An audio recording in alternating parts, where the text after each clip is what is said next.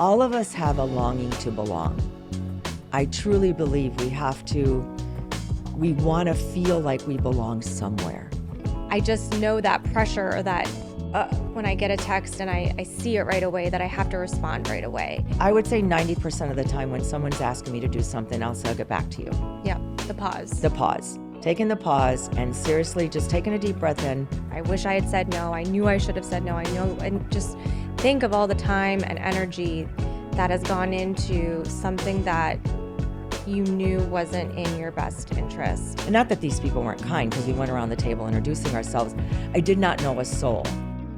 Hey friends, welcome back to Life Happens podcast. It is me, Michelle, and I'm yet again here with my mom, Barb, and we're excited to chat with you all again this week about life and the things that happen all along the way. Hey mom, how you Michelle. doing? I'm good. How's it going being you? It's going fantastic. I'm looking forward to our conversation today. Yeah. This is a topic that you and I have chatted about. I know we've talked about it briefly on the show in the past, but as life takes us on our journeys and provides opportunities for new lessons and growth, we have new insights on it. And it's not always easy being human. It's not easy being empathetic humans. It's not easy knowing how to make decisions, how to make choices. And I think, like we say so often on the show, it's our intention to share our lived experiences to maybe hopefully help our viewers, our listeners navigate life. And I'm really excited and hopeful that today's conversation will help so many navigate, I think, a tricky dynamic that many of us often face. Yeah, it's really difficult. You and I even had a huge conversation about it before we even sat down here. And I think it's prevalent with just about everyone. At one point or another, I think, I was yes. just going to add that. At one point or another, we come into this space of having difficulty knowing how to say no. Ooh. I broke it. Broke it fast. Yep. Yeah, knowing how to say no and how do we honor ourselves in our own lives, and how are we, being our authentic self, but also being caring human beings. And I think you set it up beautifully that's why I think that's what makes it so hard. We want to be kind, caring, loving human beings, I believe, from the inside out. That's really at our core. But we also have to take care of ourselves, and we also have to honor our own authenticity. And when is it okay to say no? Mm-hmm. If we truly want to say no, and how do we do that in a way that feels good for us, and we're not regretting it later or ruminating about how we hurt someone's feelings, or I wonder what they're thinking of me. And I think it does fall in the category of people pleasing, and we're worried about what other people are going to think of us. But it also falls into a category, I think, for me, what I've noticed lately is more so, I don't want to be forgotten, or I don't want to be excluded. I can remember years ago talking to some friends, and one of my good friends. I was just thinking about this, actually. One of my good friends in particular, we were talking about, the power of saying no and keeping your confidence and all of that. And I remember her saying during the Q&A, she looked at me and she said, "Barb, but it's easy for you to say no, because you don't worry so much about what other people think, and, you're kind of recovering and you're people pleasing and all the work that you do. But it's really hard for me to say no because I won't be invited back again, or I won't have the opportunity to be included." The fear of one more no will be the the final end. ask. Yes. And these are my community, and this is where I get my, she didn't use the word joy, but I feel like I belong. And so where I'm going with all of this and how I think about this conversation today is I believe at the core of all of us have a longing to belong. Right. I truly believe we want to feel like we belong somewhere. For sure. And so I love this conversation today. How do we authentically belong to where we feel like we belong, but we're not abandoning ourselves? And not feeling the pressure to accept or say yes to things when we want to say no, or when they're not in alignment with who we are and what we want, out of the fear that we won't be asked again, or that we'll be judged, or that we'll be shunned, or any of those things that the mind tells us. But I think starting off with that story is powerful because it immediately came to my mind too when we started talking, and it's very real. A lot of the conversations that we have about some self-care practices and tips. We talk about like the mind will tell you stories, or, you can fall into thought patterns that will perpetuate untruths. The difficulty in this conversation is the fact of life is sometimes that will happen. Your friend's fear is valid to a degree, because there are people that will say, "Oh, I've asked you one too many times and you said no. I'm not reaching out anymore," or "You don't seem interested in me," or I feel rejected by you, and I'm taking that personally. And so this is a tricky conversation, and the emotions that we have around saying no are valid, because humans are complex and multifaceted, and emotions come in play here. And at the same time, as human beings, we're not really taught to say no. I think I've said this to you growing up, where it almost felt like no wasn't really an option. Especially, I mean, I'm not talking about in really severe instances of life and death or things like that, but in social settings and invitations. I haven't, like, what just came to mind now is like being in school and like the dare commercials and the peer pressure, like dare to say no to drugs, and how do you say no to peer pressure, and that always seeming kind of cheesy. But even in my mind, I'm like, I get the message that's being given, but there's no way that no one's gonna say no. Like, the no never felt in reach. And so I think as human beings, even if we're presented with situations that aren't appealing, aren't aligned, aren't good for us, it's not easy to have the confidence and to have the certainty within ourselves to say no. And so I'm excited to chat about what it looks like in true life, in real life, having the real conversation, real talk about what it looks like to be able to say no, even when it's hard, but when you want to, and how you can start to build that muscle. I think that's so well said, Michelle, because for me, the idea of having the word no, which I think off the bat has a little bit of a negative connotation. It's very short and sharp. Short and There's sharp. no room for No. misconception, or what a no And is. it's kind of absolute.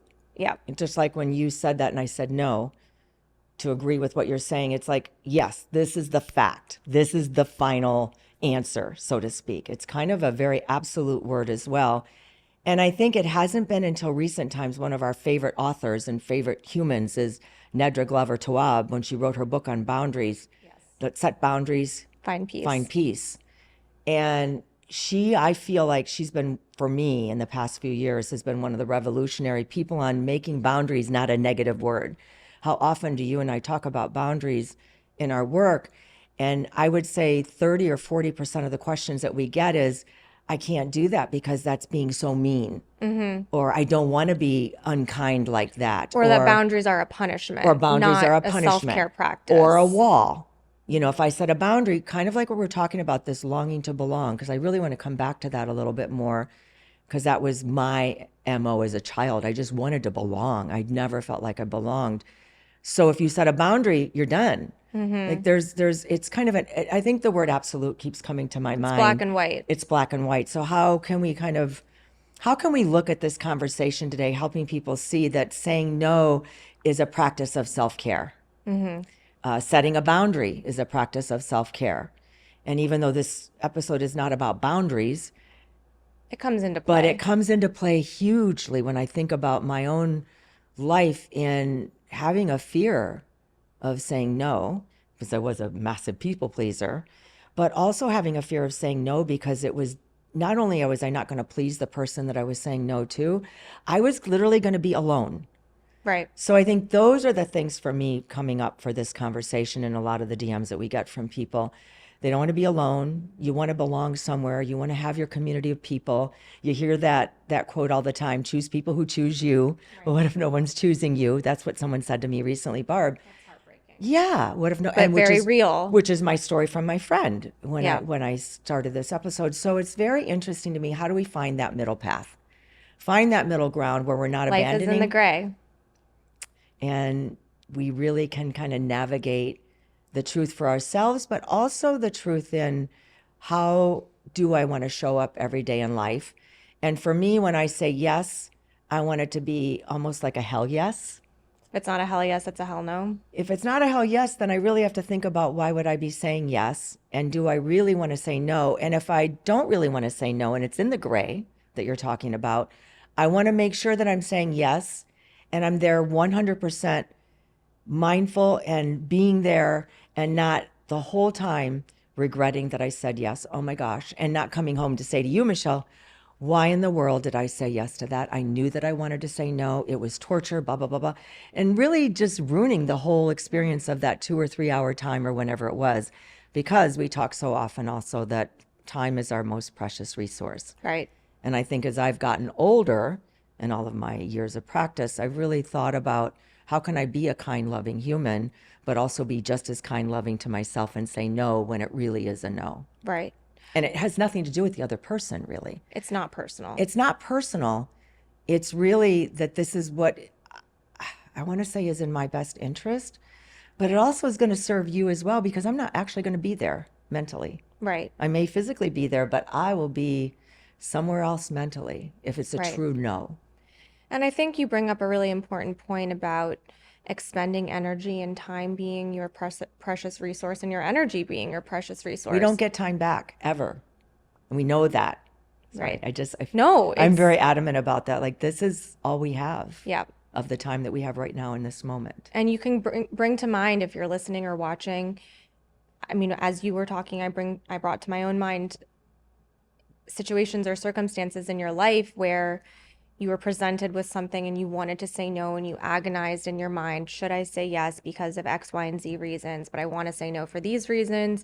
And then if you end up saying yes, you go to the thing or you do the thing and you begrudgingly do it, or the whole time that you I wish I had said no, I knew I should have said no, I know, and just think of all the time and energy that has gone into something that you knew wasn't in your best interest, and what that does to your mental health and what that does to your psyche and how it even makes you feel about the relationship that you have with yourself, that you knew that this was something that really wasn't for you, went against it, and then kind of chipped away at the own self-trust that you have because you didn't trust that inner knowing.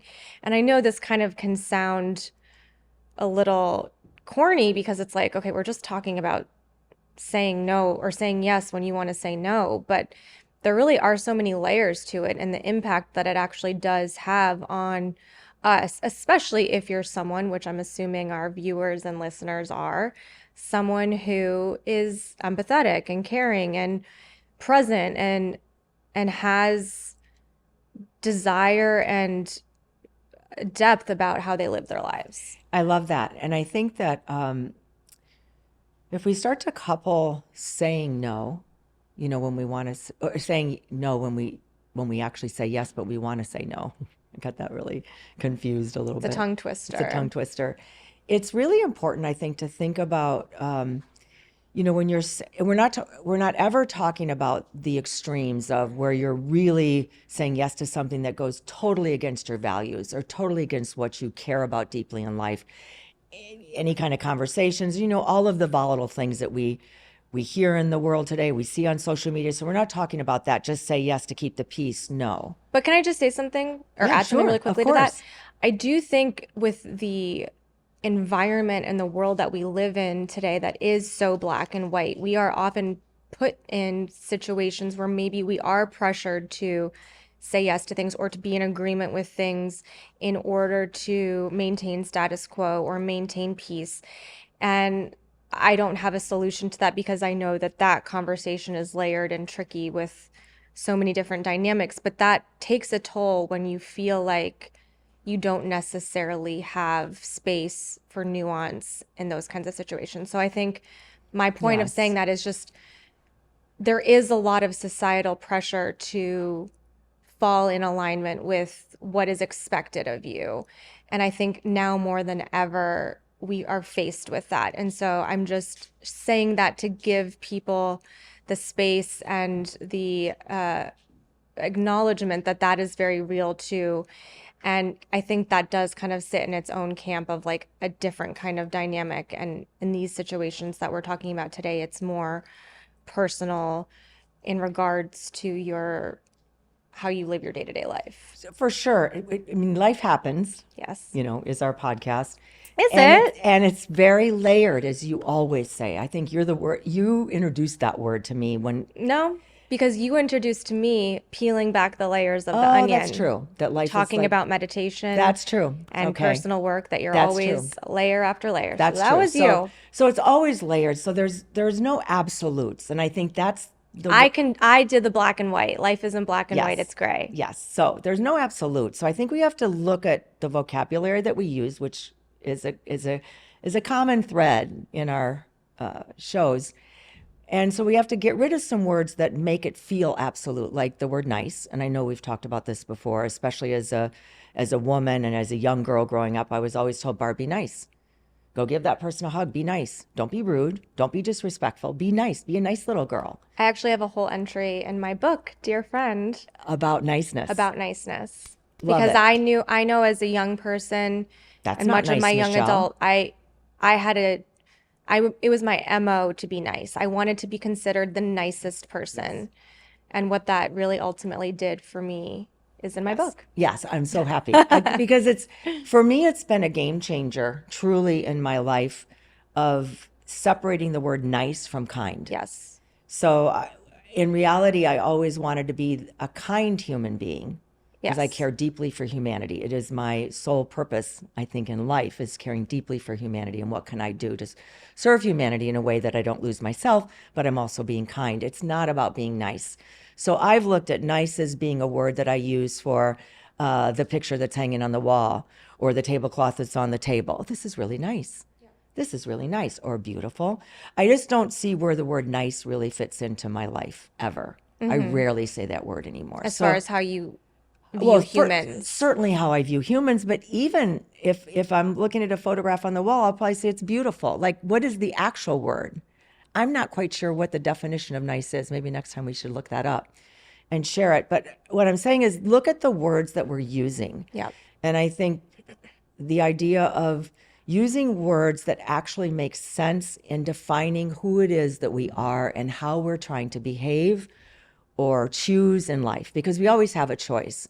So in this episode, I love to share with people how if you've said yes, and I don't know if we've ever talked about this, and I'll share one of my personal stories.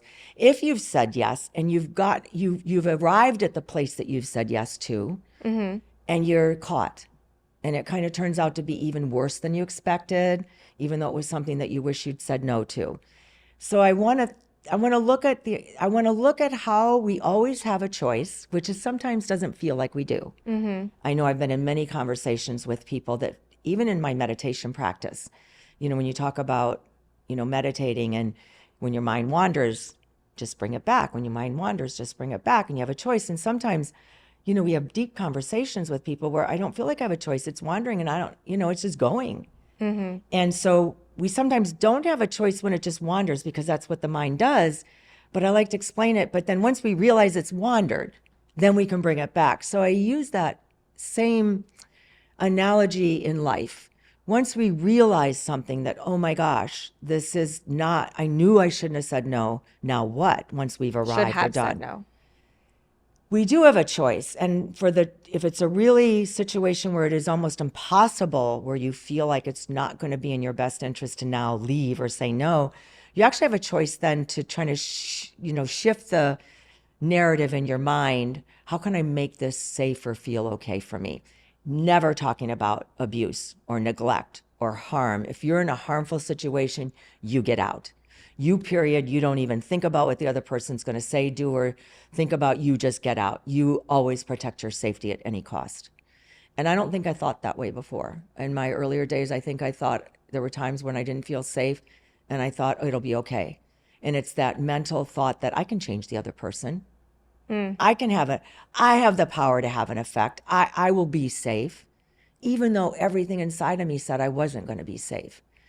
So there's a lot of layers to this conversation today. So as we pick the ones that are the most important and what we want to talk about, I do want to talk also about how do we get into a situation where it's not okay for us, but we've said yes, what do we do? Yeah, I think that's a great. And stop looking at words that don't really mean anything. And so if we want to be kind, we can be kind, but also protect ourselves. You can be kind and say Yes. no. And it's not disrespectful to say to a person, I'm sorry, I have to go. I'm sorry, this isn't working for me, I have to go. Or whatever feels comfortable for you, but also acknowledging and honoring the deep feelings that you're having inside.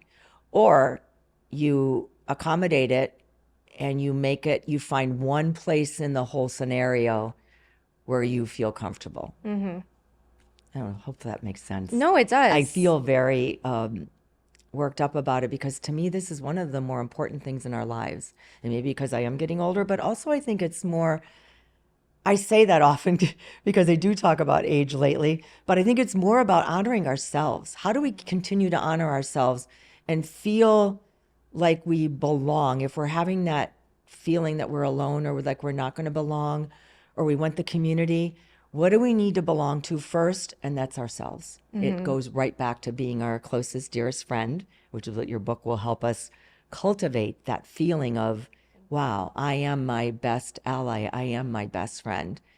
Or we look at this as, I can abandon myself for this moment and it'll be okay. But will it? Right. And then how often, when we give ourselves the permission to do it once, then Yeah, it becomes a it pattern. becomes easy to do it Yeah. over and over again. Yes. And I do think that when we get into that pattern, it does chip away at how we feel about ourselves and how we present ourselves to the world. Yes. And I think it's that Paulo Coelho quote, who we love so much. And he said, The Alchemist. I just actually saw that book. Somebody was talking about that book on a show lately. I thought, oh, I haven't heard that book referenced in such One a of long my time. all-time favorites. Your all-time favorite. I think you're the one that gave it to me. I feel like you're the one that shared that with me. And he says, I'll paraphrase, when you're saying yes to others, make sure you're not saying no to yourself. Yeah. And that's a hard thing. It's a hard thing to figure out. I think it's even a hard thing to understand. Oh, I'm saying yes to them, but I'm also kind of saying yes to myself because I think deep down, in times when I've said yes to myself, I think I'm doing something nice, but I also think I'm doing them a favor, or I also think I'm doing the kind thing when it really isn't the kind thing. It's just the nice, I need to make sure that I'm not left behind. It's so complicated sometimes for I me. think too, this opens up an interesting dynamic to this conversation that I don't know if we've talked about, that I've been thinking a lot for myself, because I do know that this kind of conversation is prevalent, especially in the personal development, self-help spaces, about saying no, about, if you're saying yes to something, make sure that you're not saying no to yourself. And even the concept of like, you don't owe anyone an explanation for why you need to say no or why you're making choices based on your own needs and wishes. And I know I've said that often on social media, and I believe that it's true. But I do think that there is nuance here to a degree of that we make sure that we have the discernment that while we are in this practice of self-care and self-preservation, that we're not completely abandoning the community aspect of community care. And you I love don't owe community care. people an explanation for why you need to care for yourself, because you do what you need to do to stay afloat. But I do think there is an element in this conversation of, I'm thinking of, a dear friend that I have, and if he were to ask me to do something that's very typical of our relationship and I need to say no, I would feel comfortable saying no, but I would also want to give him an explanation of why I'm saying no, because I care that he doesn't feel like something is wrong Or abandoned, or maybe. abandoned or that we're not in the same place. And so as people pleasers or recovering people pleasers, and I have this stat that 58% of Americans do have trouble saying no, and 63% consider themselves people pleasers. So that's over half on both of those stats. It's important to start to work that muscle of saying no and considering and prioritizing your needs.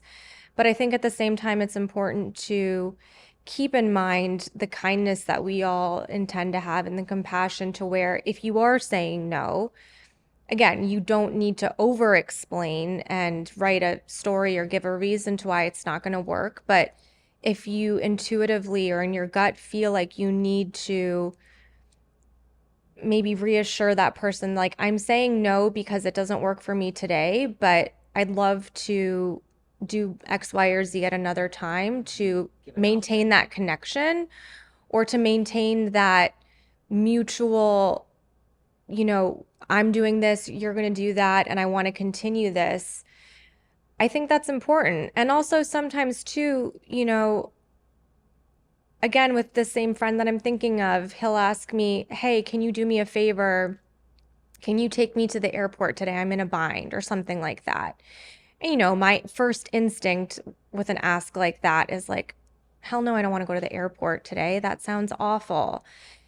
But, and this is kind of one of the tips in discerning this, taking the pause to really consider what the circumstance and the situation is presenting itself. I can sit with myself and be like, I really want to say no, but I can say yes. And I know that this will be helpful to my friend. And there's that discernment to where it's not going to put me out. And I want to do that for the other person. And I just wanted to make that distinction because I think there is the extremes when we talk about self-care and boundaries where people are like, no, I'm not going to do that ever because it's not good for me, and then kind of cut out community and other relationships in life. Well, that's the absolute Right. that we're talking about. There are no absolutes. Unless we're talking about the extremes of violence and harm. So there are no absolutes. And of course, I think what really hits me in their stats, I remember you and I talking about this a while ago when we were actually going through, the ideas of saying no. And when I was in a situation where I'd said yes and it ended up being just a disaster, which I'll share, is I think the key to this, discernment is key. Really discernment, I think really cultivating our muscle of discernment. And I think that goes hand in hand for me with taking the pause. Like when someone asks me to do something, unless it's, what I said, a yes, or unless it's like you're talking about, unless it's a dear, dear friend, or even if it's just a close friend or a good friend, I can think for a moment if someone asks me to do something, I can think, let me check my schedule, or I can think and say, yes, I can go do that.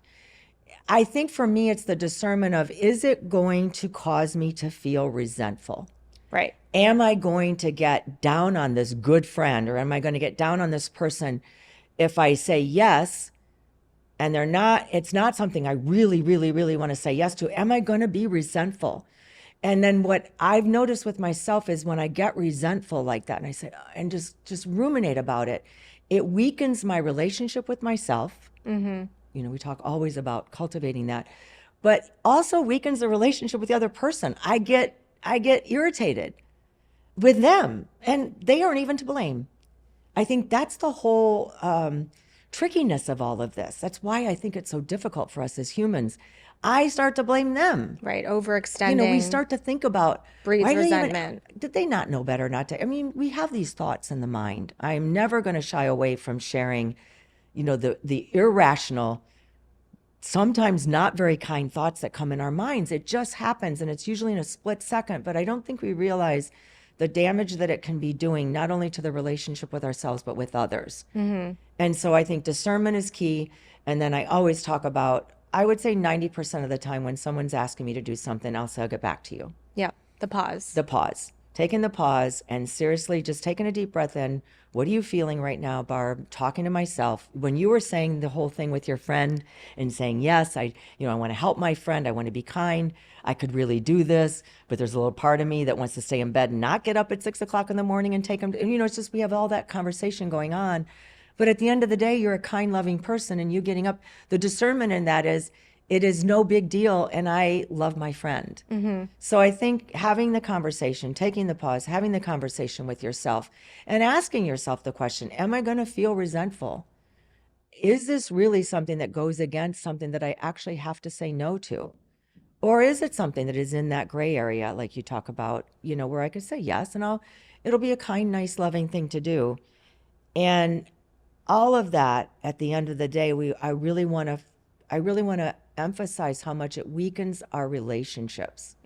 It actually plays a role in how we're feeling and carrying that feeling forward of, wow, this was something I did for my friend and I'm really grateful and glad that I did it. Or, well, I won't do that again. I really resent the fact that I said yes. Yep. It's just so, Data. it's just, yeah, it's data. Collecting the clues. And there's just so much to think about. So we actually have to really have a conversation with ourselves about it, so we don't just brush it under the rug Yeah. or sweep it under the rug. And I think in our society where we're always so connected and so available 24/7, people can text you at any time to ask you things or email you to invite you to things. I think we often feel like we have to respond right away, especially, you get a text, hey, can you do this for me? Or hey, do you want to come to this event? Or hey, are you free XX day to do this, this, and this? And, because we all assume about each other that we're on our phones all the time. We assume that everyone's available all the time. And I think we feel like you have to respond right away. You have to get back to people right away. If someone texts you, you need to text right back. And this is a practice that I've really been working on for myself, is if someone's asking me something or inviting me to do something or go somewhere or anything really, if it's an ask, I give myself the permission to not have to respond right away. People don't know what I'm doing.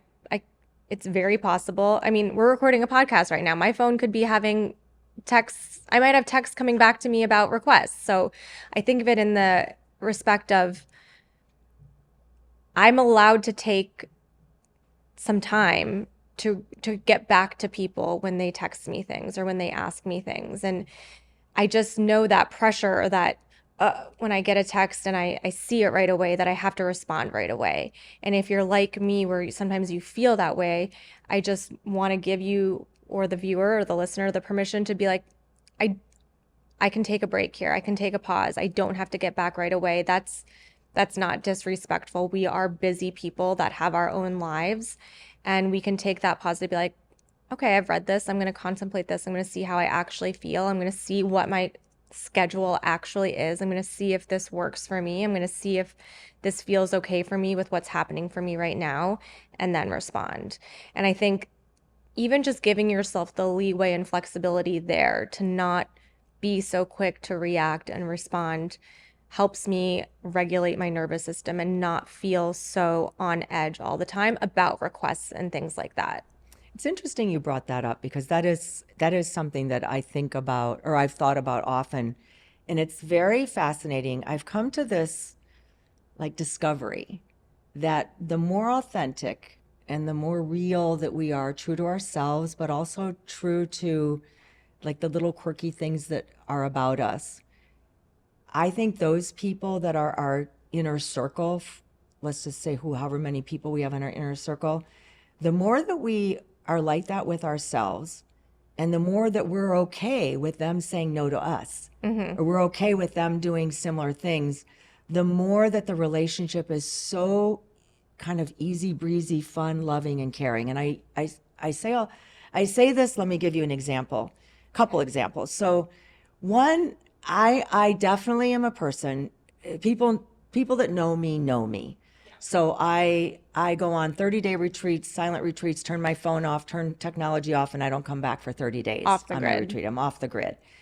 And so I've been doing that for years. I've been going on retreats with no technology for years. 30 days has been an extreme the past few years. So my circle of friends that know me, that has translated in, they don't have the expectation that I'm going to get back with them right away on a text, or that I'm going to get back with them right away on something.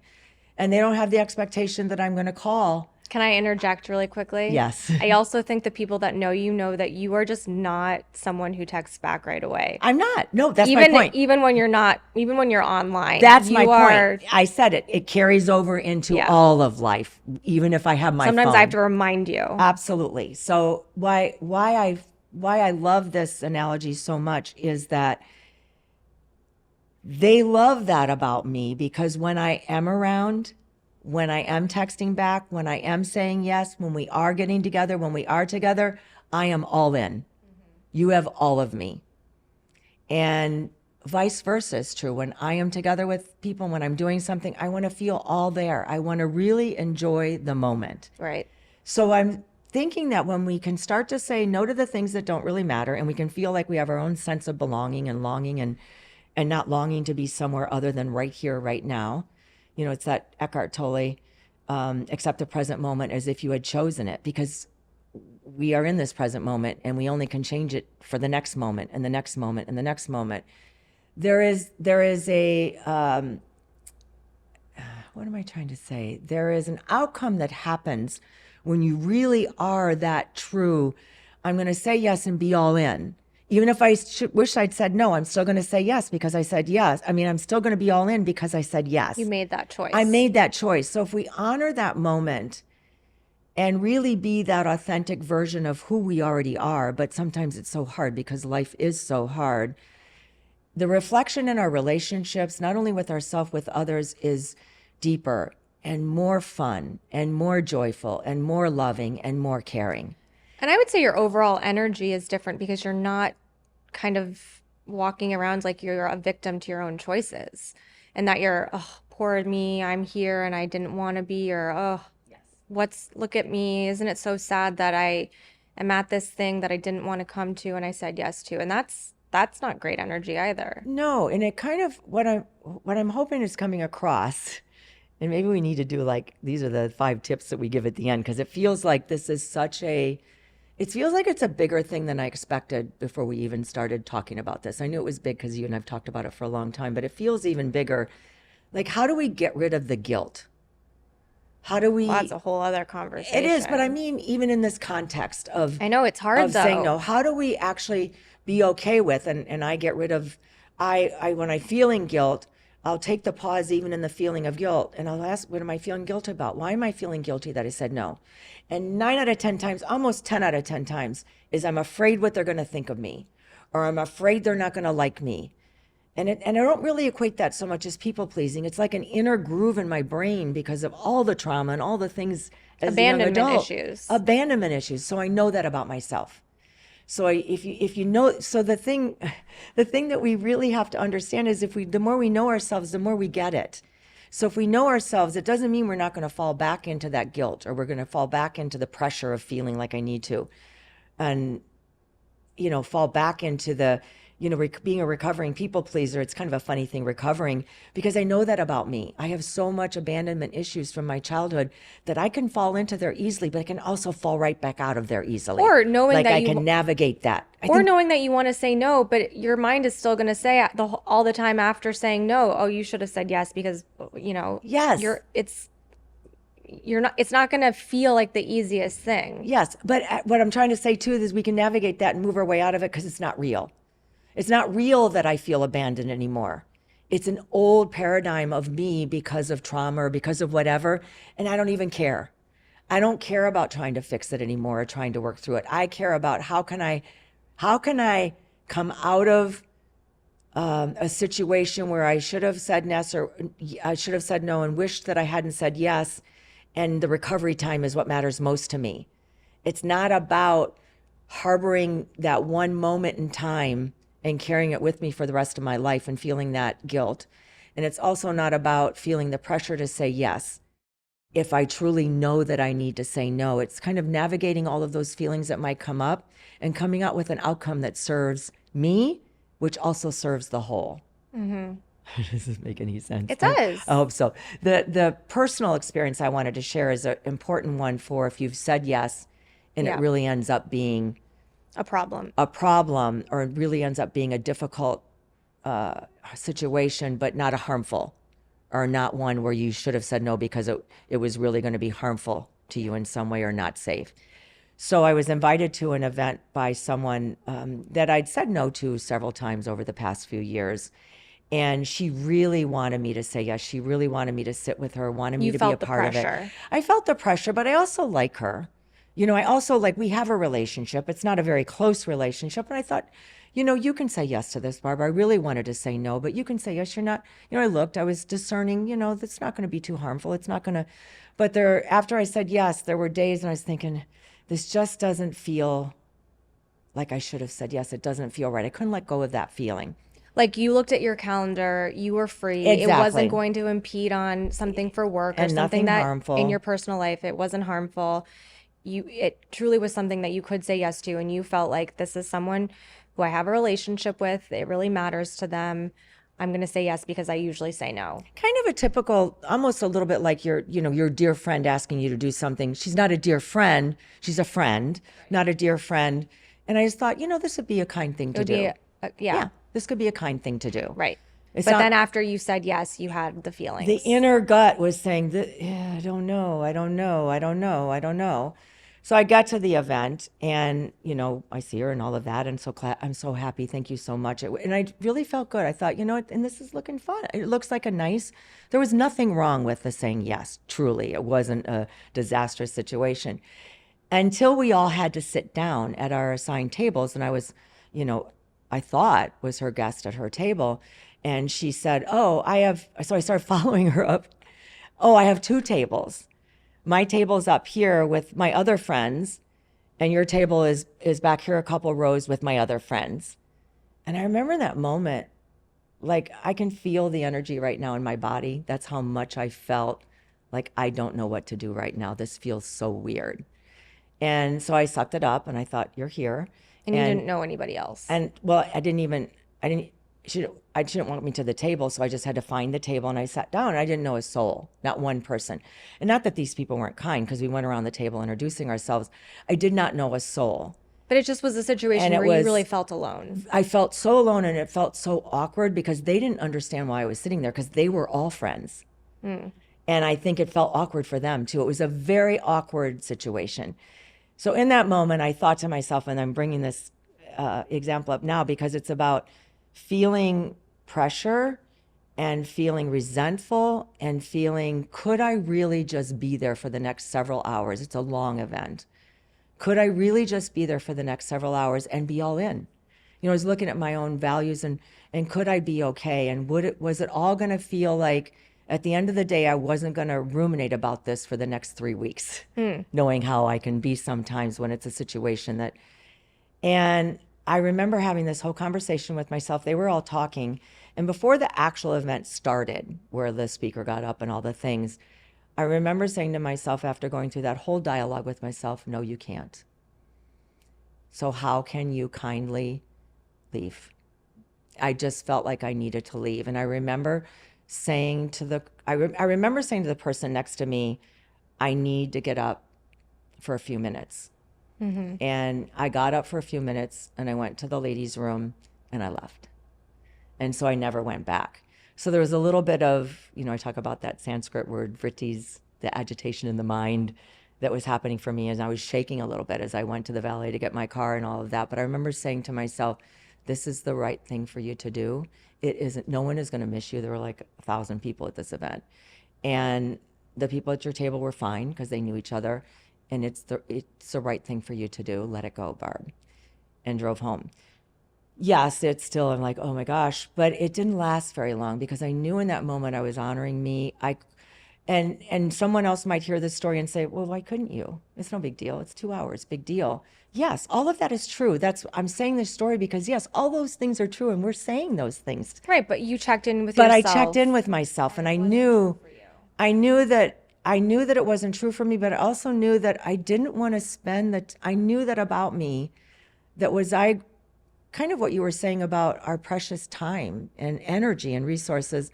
I knew that it was going to be difficult for me to not be able to let this go. It was going to feel really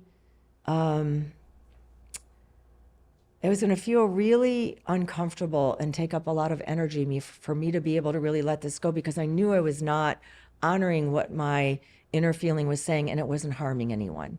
The key to it all, no one was going to know a thing. Well, and I think also this is the self-knowledge of knowing yourself and cultivating that discernment muscle to say, yeah, me sitting here for the next few hours, compounded with how it's going to make me feel, then driving home and my mind going wild about how I felt about that experience, and then you probably calling me and, Yes, for sure. ruminating about it, and just then likely, and this is no disrespect to you, but you would then probably spend a lot of your time and energy beating yourself up. I knew I should have said no. I knew that wasn't the right thing. Why did I do that? And just, that's a whole rest of the day, rest of the week of letting this one situation or one circumstance take up your time and energy. And yeah, in the grand scheme of life, is a event like that going to make or break? No, but when you think about how it does impact us as human beings on a very layered level, it matters, because one leads to the other, leads to the other, leads to the other. And, it's so easy for me to see how that could become a pattern where I'm just going to suck it up and go. I'm going to just keep appeasing this dynamic in my life. And what toll does that take on us over time, time after time? And I think it is important to start to remind ourselves that we can say no and that it's going to be okay. And even if you say no to someone, like if you had said no to this person for this situation and they got mad at you, or they said, wow, Barb, you're really not the person I thought you were. What kind of friend are you? Or any of those things, those stories that we write about what we think people could say, you could handle it. I know that you would be like, okay, I'm really sorry you think that way, or I don't mean to hurt you. I have no disrespect. It's just not going to work for me, or whatever you would say in your Barbism words. But you could also handle it. And then you could also know, okay, like, wow, that's probably not my person, that they don't extend me grace when I need it, or that they don't understand that this is how I feel right now. And again, that's hard. It's hard. It's painful. But again, it's a muscle that you can start to strengthen over time. And I think the real moral of this story that I really want to make sure that I get across is that even though that was a very, I want to say kind of benign, sitting in an event for 2 hours, so what, all the things that I said earlier, inside of me, it did not feel that way. For whatever reason, it triggered me in whatever way, and I never really quite understood to this day. I don't really know, because I could feel the energy of it still today. So it triggered something inside of me. I don't want to say that wasn't safe. But this is what we mean when it says trust your gut, or trust the signals your body is giving you. Yes, and I think it's so important. This may seem like a very trivial, benign thing to 99 out of 100 people, but because it wasn't for you, honor yourself. I think that's the message I want to say. Like everything that we're sharing today, some of it may seem like, oh yeah, that's easy for me to do. And some may say, oh, I can't do that at all. We're not saying that everything is going to be for everyone, because we're all unique, amazing human beings. I mean, I think that's the big message. And I think I got this clearly when I was on the retreat with Thich Nhat Hanh. And you spend 10 days in silence with him, walking and listening to his teachings. And the biggest teaching I got from that is, even if you're the one out of a million that feels this way, honor it. And you can do the work to understand why, but sometimes there is no understanding why. It just is. And this just didn't feel right. And if you're not harming another person, and you're not being disrespectful or being, quote, mean or whatever it is, the things are cruel, honor yourself. And Thich Nhat Hanh said this in one of the talks, and I know for sure it's in several of his books. To be beautiful means to be yourself. You don't need to be accepted by others. You need to accept yourself. And this is not selfish. And in this example that I'm sharing today, it took everything that I had to be beautiful by accepting myself and being okay with this is so weird that I can't do this. I can't endure this for 2 hours. Whatever it triggered inside of me, I can't. What do I need to do? And so I remember going home and reading one of my Thich Nhat Hanh books that I love so much. And I remember thinking of this quote, and why I'm saying it today: you don't need to be accepted by others. And in that moment, I didn't feel the need to be accepted by others. I felt the need to take care of myself. So when you're feeling that, honor it. Honor it. It's going to strengthen the muscle that you're talking about, Michelle, but it's also going to strengthen the relationship with yourself, that you're going to continue to be more who you are. Be that unique, beautiful human being that you are, and honoring what's needed for you, accepting yourself, and that means that you're beautiful. So for me, it takes away the pressure or the guilt or the ruminating about, oh my gosh, what are they going to think of me? I'm being beautiful because I'm accepting myself, and being beautiful means that I accept myself with all of the flaws of being triggered by whatever that was that happened in that moment. Yeah, I think it's that important. I agree.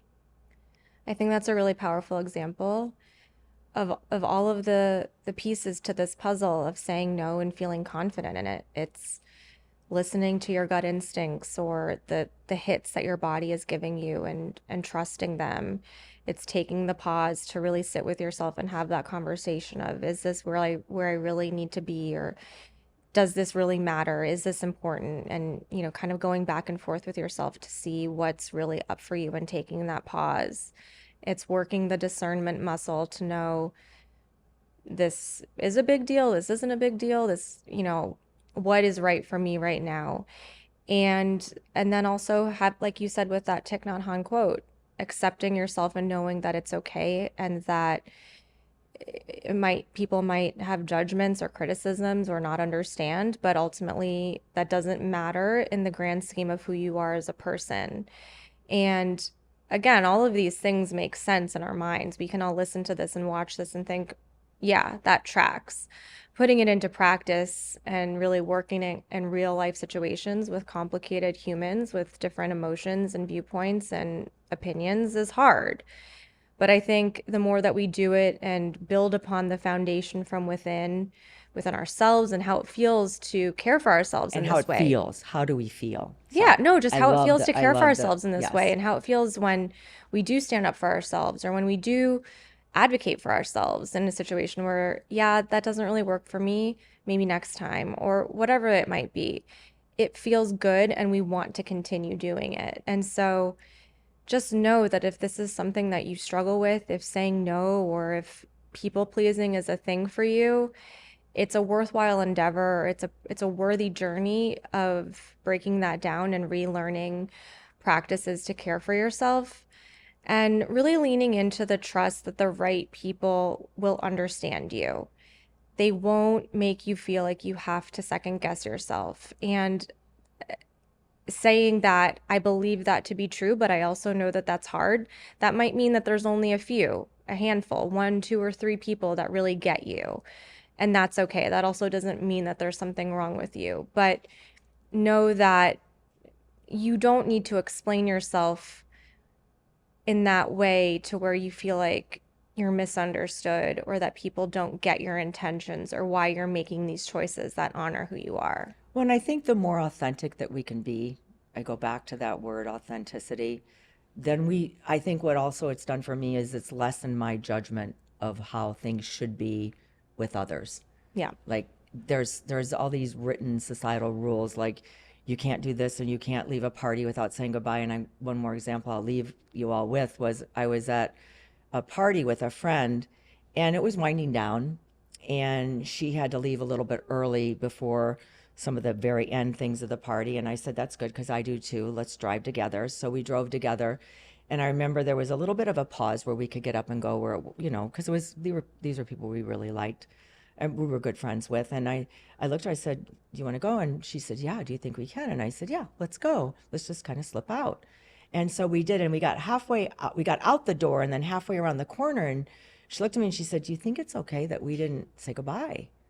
And I said, no. And so we kept on walking and she said, are you sure? And I said, look, You mean, said, yes, it's okay. oh, oh, yeah. I'm sorry. Did I say no? Yeah, of course it's okay that we didn't say goodbye.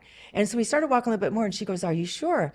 And I said, if I were in this same situation at a party and two people left, I wouldn't care whether they said goodbye to me or not. And it was an epiphany to her. She looked at me, she said, oh my gosh, yeah. So it really lessens our judgment of what other people, like if I was the person at that party that wasn't leaving, I wouldn't care. I wouldn't sit there and say, oh my gosh, they're leaving. How rude or how disrespectful. That would never enter my mind. So it kind of, what it does is we lessen the hold on judging others because we're being more honoring of ourselves, and none of us are perfect. There isn't that cookie cutter rule that you have to abide by this law or you're going to be disrespectful or you're going to be unkind. And I think watching her reaction, we talked about a little bit in the car, was she goes, that's true. And I said, I kind of live that way more and more because I know that there are going to be things that people are going to do I'm going to do things that people are going to probably have a judgment about because I don't think that you always have to account for every single action that you're taking if it's just to serve you to slip out of a party, so to speak. I just think that's so benign. And I know that there are so many rules and people talk about I've heard so many, gossiping conversations about people. Can you believe that they did something like that? And I just can never understand it. Who cares? Because it doesn't, if it were to happen to you, it would be okay. Yeah, it doesn't impact one bit. Right. Like, who am I, the boss of other people getting up and going? Like, I try to be very loose on things that don't matter. Right. And so I'm less judgmental of people with things that don't matter so that I can be who I am. And know what because you actually I do do often care things about. that don't matter that maybe ruffle feathers of other people. But you know what you care about, and that's Yeah. what matters most. And it's not hurting anyone else, and it's just something that's authentic to me. I have those little quirky things that, Yeah.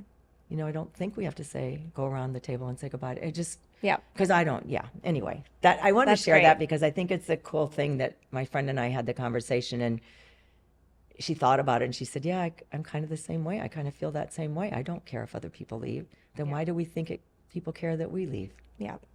That's great. And I think to close, I love this concept. Yeah, wrap this whole thing. Wrap this whole thing Wrap up. it up. Brene Brown did a study on compassion, and I'm paraphrasing what she took away from it, but Powerful. It was a study about compassion and boundaries, and she had gone into this study of hers thinking that people who are extremely compassionate or caring probably had weak boundaries or are prone to saying yes when they want to say no. And what she determined through her interviews and through her research is that it is actually the most compassionate people, the caring, kind people who have the strongest boundaries, who are very clear in their convictions of what is and isn't right for them and what they want to say no to and what matters to them. And that was eye-opening to me, and I know it was for you, to really take that in of what it means to be a compassionate person and that it means that you're allowed to say no. And so just take that into as we close up this conversation, that yes, being compassionate and saying no can coexist. And in fact, it's crucial to maintain your own sense of self-worth and self-confidence and peace within yourself. And just think about what that could look like in your life as you start to build up that muscle and imagine a life or a world for yourself where if something isn't right for you, you decline it or you say no, and find that peace from that practice. And as a little extra fun fact of that, that's in Brene Brown's book, Atlas of the Heart. One of your favorites. I love this book, Atlas to the Heart, Atlas of the Heart.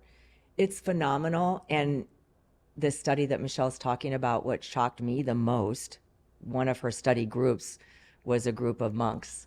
Mm-hmm. And I remember in the book, and even in the audiobook, it was fun to hear her say it. I remember she said it shocked her to the core.